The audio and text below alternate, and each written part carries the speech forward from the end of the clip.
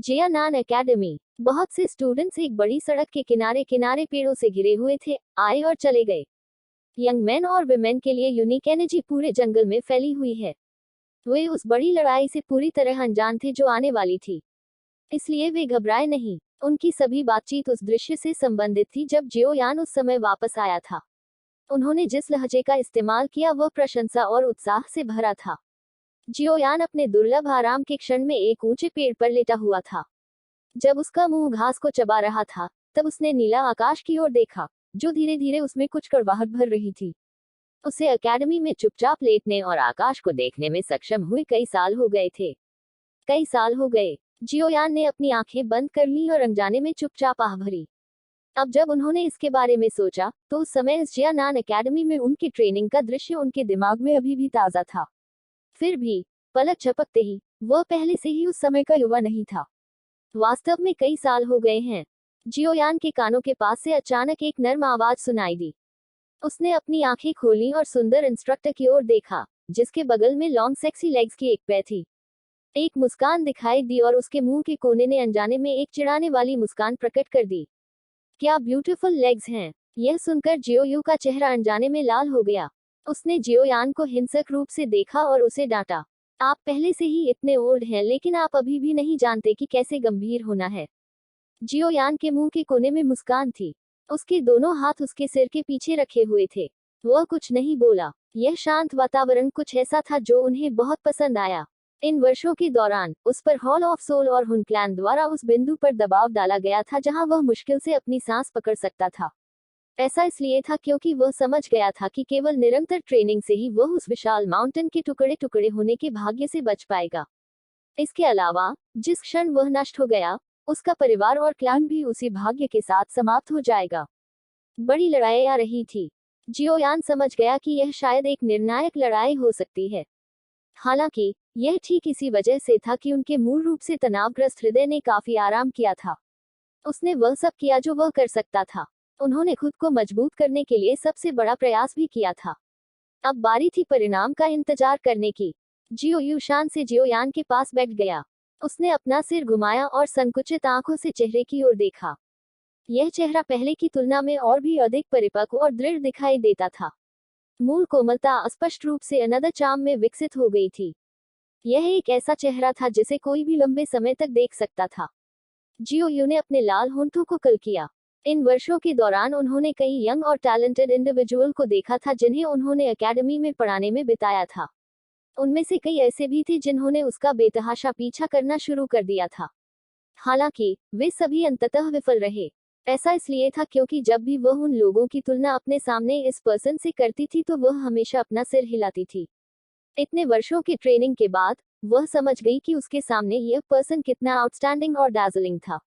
यह अच्छा होगा अगर हम खून से संबंधित नहीं हैं। कभी कभी जियोयू के दिल में कुछ अजीब विचार आते थे, जिससे उसका चेहरा और कान लाल हो जाते थे, जबकि वह बार बार अपने दिल में बेशर्म होने के लिए खुद को डांटती थी। क्या आप रोमांस के बारे में सोच रहे हैं? जियोयान ने किसी अननोन मोमेंट में अपनी आंखें खोली थी। उसने बगल में प्रिटी फीमेल इंस्ट्रक्टर को देखा, जो उसके लाल होंठों को काट रही थी, और मुस्कुराते हुए पूछा। यह सही है। जियोयू की चमकीली आंखें इस बार झपका रही थीं और वह मीठी मीठी मुस्कान बिखेर रही थी। ओह! इस जवाब ने जियोयान को चौंका दिया। सामान्य परिस्थितियों में जियोयू को उसे फ्लाइंग किक भेजनी चाहिए थी।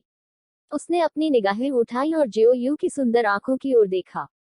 उनमें कुछ बह रहा था। तुरंत धीरे से खांसी और अपनी नजरें हटा ली। जियोयान को अपनी निगाहें हटाते हुए देखने के बाद जियोयू के चांदी के दांत उसके लाल होंठों पर और अधिक बल के साथ आ गए, जिसके बाद उसके भीतर की लहर धीरे धीरे कम होती गई। उसने जियोयान को देखा और धीरे से कहा, धन्यवाद। जियोयान एक बार फिर चौंक गया। वह तुरंत हंसा, तुम बहुत परेशान लग रहे हो। यह वह शब्द है जो क्लैन के मेंबर ने मुझे पिछली बार जियामा साम्राज्य में लौटने पर आपके पास लाने के लिए कहा था। जियोयू हंसा। जियोयान थोड़ा स्तब्ध था। उसके मुंह के कोने पर मुस्कान और भी गर्म हो गई। वर्तमान में वे यंगर जनरेशन और यहाँ तक जियो क्लैन की कुछ ओल्डर जनरेशन आपको गॉड की तरह मानती है। दूसरे लोग उन्हें डांट सकते हैं, लेकिन अगर उन लोगों ने आपके बारे में कुछ भी कहने की हिम्मत की तो वे हमला जरूर करेंगे। कई क्लैन के मेंबर हैं जिन्होंने इस वजह से खुद ही विभिन्न संप्रदायों पर आरोप लगाया था। जियोयू हंसा। उसकी कोमल आवाज से ऐसा लग रहा था मानो वह कोई साधारण पारिवारिक मामला बोल रही हो। यह असाधारण रूप से गर्म था। अरे ही, उनके इस गॉड को तब बेकार कचरा कहा जाता था। जियोयान ने अपना मुंह अलग किया और हंस पड़ी। छोटा साथी, यह तब की बात है जब हम सभी बहुत छोटे थे, फिर भी आपको यह याद है? जियोयू ने जियोयान पर अपनी मोहक आंखें घुमाई और कहा। जियोयान हंसा। उसने जियोयू को नीला आकाश की ओर देखते हुए धीरे से क्लैन के मामलों के बारे में बोलते हुए सुनना जारी रखा। ऐसा आनंद उसे कई वर्षों से नहीं मिला था। जियोयू और जियोमेई कुछ साल पहले जियामान एम्पायर में लौट आए थे। यह अफवाह है कि वे अब एक्सपर्ट्स हैं जो अपना खुद का ख्याल रख सकते हैं। कुछ साल पहले क्लैन एक क्लैन का हेड चुनना चाहते थे। हालांकि चाहे वे कैसे भी चुने, सभी बैलेट्स पर आपका नाम था, जिससे वे एल्डर्स न हंस सकते थे और न ही रो सकते थे। उद्धरण चिन्ह। जियोयू धीरे से बोला। एक मोमेंट बाद वह अंत में रुकी और अपने बगल वाले मैन की ओर देखा, जिसकी आंखें बंद थीं। बाद वाले की सांसें भी काफी शांत थीं। इस समय जियोयान एक बच्चे की तरह शांत था। जियोयान सो गया था। जियोयान की वर्तमान स्थिति को देखकर जियोयू भी चौंक गया था। उसकी आंखों में कुछ दया दिखाई दी। वह हाथ ने सावधानी से जियोयान के सिर को स्थानांतरित किया और उन्हें उसके नर्म पैरों पर रख दिया। उसने अपना सिर नीचे किया और उसका चेहरा देखा। उसके मुंह के कोने पर मुस्कान बेहद कोमल लग रही थी। क्लैन के मेंबर जानते हैं कि आपने कितना त्याग किया है। तुम अकेले ही भारी बोझ ढो रहे हो। क्लैन की रक्षा के लिए आप अपनी जान जोखिम में डालकर कड़ी मेहनत कर रहे हैं। हाँ हाँ, क्लैन के बहुत से लिटिल फेलोज ट्रेन करने की पूरी कोशिश कर रहे हैं। उन्होंने कहा था कि वे मजबूत होकर आपकी मदद कर सकेंगे। कोमल हवा के झोंके के रूप में विशाल विशाल पेड़ पर घनी शाखाएं फैल गईं। थू। जियोयू ने धीरे से एक सुगंधित सांस ली। उसने शांत चेहरे की ओर देखा। उसका हाथ धीरे से उसे छूने ही वाला था कि जियोयान की मूल रूप से कसकर बंद की हुई आंखें अचानक खुल गईं। काली आंखें खोलते ही मूल सन्नाटा जल्दी से बिखर गया। उन काली आंखों में एक बार फिर रूह कांपने वाली तीक्ष्णता प्रकट हो गई। जियोयू चौंक गई और उसने चेहरे को देखा, जो एक पल में शांत से तीखे चेहरे में बदल गया था।